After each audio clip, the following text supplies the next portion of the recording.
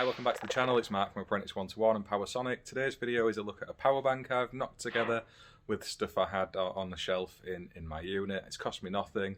It's to try and help a little bit doing EICRs and stuff in people's homes where they're working from home and not wanting the internet to be off, and I'm too tight to be buying some of the really expensive kits you can get over on Amazon and such. So I've built this. It needs refinement and improvement, so anyone who's got suggestions, drop them in the comments and we'll see if we can make it better than it currently is.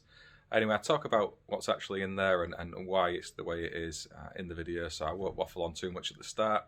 And yeah, thanks to everyone who's watching. Please like and subscribe to the channel if you get a minute. It makes a big difference. You know, it's good to see every single new subscriber come onto my little channel.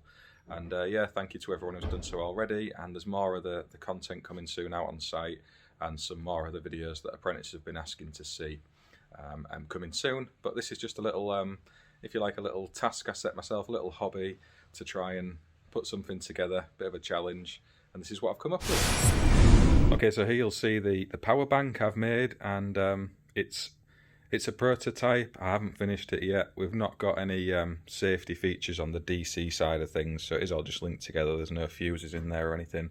I'm going to add some. I know they're only short lengths of cable, but it makes sense to put a bit of safety built into it, and that's certainly the intention as I move forward.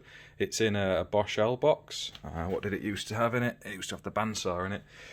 That now lives in the pack out, so we've popped it in here, and you know, it works. It works quite well. You'll see at the minute I've got a couple of torches on charge, the iPad's plugged in down there, and the laptop, and I've also got a little DeWalt battery on charge down there as well. These are decent sized batteries here, so they're 52 amp hours each, 12 volt batteries. Obviously there's two ways you can hook batteries together. One is in series, and if I was to do that, we would have doubled the voltage and kept the same capacity, so there would have been 24 volt batteries at 52 amp hours of capacity. These ones are linked together in parallel, and essentially when you link them in parallel, you join the positives and the negatives together, and then positive to positive, negative to negative, and then link them into the inverter, and that way you keep the 12 volts and you double the capacity. So we've got 104 amp hours at 12 volts in this particular kit. I've been using it this morning. It's not fully charged, but we'll turn it on, and you'll see here we're reading around 12.4 volts on the input and 225 volts on the output. That input voltage will drop away as all the loads start drawing power. Like I say, it's not fully charged, and you can see there that the battery's charging up. The torches are on charge. These two aren't plugged into anything, but these two here, they're on charge. The iPad's charging away there, you can see that, and the laptop's got its charging indicator on, so that's charging up as well. And yeah, just a nice feature to take out onto site to help, especially when you're doing EICRs and board changes, because you can charge your own power tools up, and you can also plug a customer's router or boiler into it, so you're not leaving them without heating, and you know, you're not leaving them without the internet. There's a lot of people working from home, and while that essential maintenance is going on, just something we've knocked up to take out to some of the more vulnerable client sites. There's a few extra features to this. I mean, obviously I've just put a bit of timber in here to clamp the batteries down. There's another brace of timber across the bottom under there. The inverter's sat on some timber which is bracing it across there, and then there's a brace of timber across the back as well. I was considering using Unistrut, but I thought too much metal work knocking around if the batteries come loose. You know, it's not the greatest. This is just knocked up with stuff we had on the shelf. So I mean, I've been asked how much this actually cost. I think it's, you know, it's going to be less than a couple of £100, but I don't know exactly, because I had all of this stuff anyway. It's just stuff we had floating about, so we've put it together, and yeah, I'm pretty pleased with how it's turned out. You'll see on here I've even I'll pull them off. I have even added on a little bit of trunking lid, so a metal trunking lid to use as a magnet. To be able to use the magnets of the torches, so we can fasten them up out the way while they're charging, and keep it a little bit tidier in the box. So I thought that was quite a nice little extra feature designed in. There's storage underneath, so under there, that's where the charger lives, so there's a charger for all of this. So it just plugs in, and again there's some other cables tucked away, all these charging cables tuck underneath as well, you can see, pull them out. Bit of extra storage under there. And yeah, I was looking at some of the big kits you see that some of the YouTube superstars have got, and you know, they're awesome, but I don't have a grand to a couple of grand knocking around to spend on this at the minute. So yeah, I thought I'd have a go at building something up myself, and I'm quite pleased with it, to be honest. Like I said, I do want to add in some safety features onto the DC side of things. So at the minute it is just wired up. If I turn this off and get all these cables out of the way, and torches, put them to one side. I was just wanting to demo it in use to prove that it worked. Let's get all this out and have a better look. There we go. So you'll see here there's the batteries linked up, as I said, so positive to positive linked together, negative to negative linked together, and then wired out to the inverter. And there's no fuses at all on this DC side. I would like to add some in. I know they're only short lengths, and the chances of something actually going wrong and a battery shorting out are minimal, but popping a couple of fuses in there just to ensure that safety is no bad idea. So I've got some of those ordered. I'm going to get them popped in. And yeah, likewise, on the AC side, obviously we're fused out at the 13 amps and the plug top, and you know, we're isolated through the inverter, so we're relatively safe. You know, I'm pretty happy with that.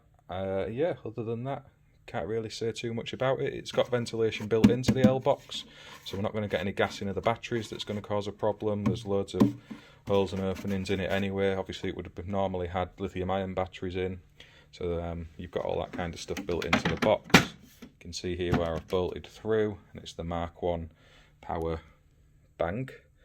Obviously we can't say rude words on YouTube, so you can see there it's the 230 volt output power bank, and yeah, 52 amp hour batteries. And like I said, if you wire these in series, you would have got 24 volts and kept the same 52 amp hour capacity, but doing them in parallel, you maintain 12 volts but double the capacity to 104 amp hours. And yeah, and it's not horrifically heavy, but obviously there's some weight to it.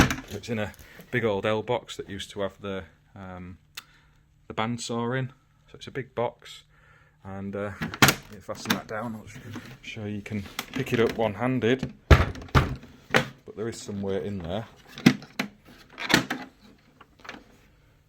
And yeah, like I said, I don't think it would have cost much more than a couple of £100. I think from memory the inverter was around £60–70, batteries about 30 quid each, bit of CLS timber, and the bracket there, the L boxes, I don't know how much they retail for, but most of us have got these knocking around. And like I said, we're just going to use this in particularly vulnerable EICRs where we've got essential work or repairs going on. We can at least leave the router on and the boiler perhaps to keep people in a bit of warmth and access to the internet while they're working from home.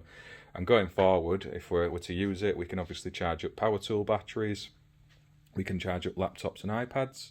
The other beauty of this, I don't know if it actually says it on the front, but it is actually a pure sine wave inverter. So there's two types of inverters you can get. There's a modified waveform and the pure sine wave one, and certain bits of equipment need that pure sine wave. You've got to be really careful. So stuff like if you've got a motorhome with an air conditioning unit in, for example, they generally want pure sine wave inverters so you don't damage the electronics inside them and they'll run correctly. And this one has 4 USB outputs. A couple of them are rated to 2.1 amps and a couple to 1 amp.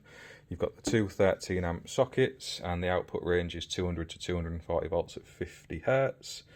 Yeah, 1500 watt peak. So again, you need to remember that's the peak this one will put out, so you're not going to be running any kettles and such. But we do have a 700 watt hoover that we could potentially plug in here and hoover up if we had the power off. So if you're on a rewire and you haven't got any temps in, you know, there's the potential there to use something like this. And as I said, you can see the kits on some of the YouTube Megastars site videos, and you know, they're awesome. They're expensive bits of kit, and you know, if you want a proper job, that's what you need to be looking at. But if you're thinking of maybe knocking something up yourself to use on a short-term basis, well, we've got a lot of people working from home, this is a good idea for me. If anyone's got any other suggestions for it in the comments, let me know. I'm open to design improvements. Like I say, I'm happy with the ventilation. We're going to add a bit of safety on the DC side. And yeah, other than that, turned out pretty good, I think. Oh yeah, just to show you the storage actually, so you can pop the old torches in. There's the charger tucked underneath, and then all of the leads go down this side and wind them up nice and neat and pop them away, so you know you've got them all tucked out of sight, and then it all folds up and away. Once you've got it in use, there's a little notch in the back that you can push the wires through that I've built in, and you can sit your laptop on top, and yeah, even sit on it and have your dinner, why not? You'll see in the end there is a couple of 12-volt outputs as well, so you can pop you know, the car charger type adapters in there and use those if you need to as well. So yeah, thanks for watching, hope you enjoyed that video. Fire into the comments of any other suggestions and ideas, and I will catch you on the next one.